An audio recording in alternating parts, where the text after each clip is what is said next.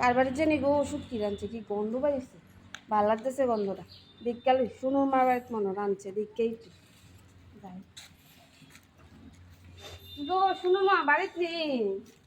ও তুমি কেমন আছো? আরে আজকা করে তোমার কথা মনে পড়ছে এদিকে যাইতাছিলাম এদিকে আইছি জায়গা এখনো ও মতলাচুরি বাড়ি। আরে এদিকে যাইতাছিলাম রে বাপজি কিটা একটু বই এলি হ্যাঁ ইয়া বাপজি কিটা এদিকে গন্ধ বাড়ি শুটকি রাখবো শুটকি রাঁধছো না একটু দো না গো রাঁধছি না তস্কা আমার নিমন্ত্রণ আছে কইলাম না ওই তো তালা তুলা দিয়া লইছি মাত্র অকলি আমি তুই কই গন্ধ টন্ধ পাইছি আর মানে শুটকি রাঁধছি জানো নি আমার ভাই মাছ মাংস ডিমে অভাব নাই জানো নি তোর রাইন্দা খায় না এটা ভাল লাগে না তো রে এটা একদম বিরক্ত লাগে বাপজি একটু শুটকি নিলে মনে ভালো লাগে তুই দো না তালাটা খুললে দিলে কি দুধ রাঁধছি দিছি না তো দিমু কইতে রান্না এনে দিতাম তোমারে। কেন তোমরা সকালে না খাইয়ে যেতে লোক নিমন্ত্রণ হ্যাঁ করতে? নিমন্ত্রণ বাজে পেট ফিরা হয়তো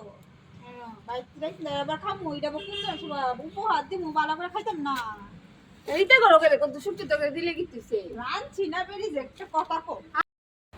আচ্ছা আর কিটা করুন শাক ভালো দেব- ভালো করে নিমন্ত্রণ বাজে না না নিমন্ত্রণ নিমন্ত্রণ খাইতে ভালো লাগতেছে না তো আমার গরিব তো মাছ মাংস অভাব নাই জানো নি তুইলে আবার শুটকি লেগে রয়েছে আরে শুটকি দেখাইতাম মনটা অনেক দিন ধরে চাইতাছে যাও যাও গিয়া গরমে রান্ধো তুই এমন তোর মানুষ দেখছি না মা একটু শুটকি বাড়িটা লেগে গেছি জানো নি দিল না তো বেরি আর যাইতাম না আরেকদিন আয়োগ একটা খাওয়া কি স্বভাব ভাঙতে না কিছু কুত্তার মতন বন্ধ হুমতে হুমতে এ পড়ে স্বভাব খারাপ করি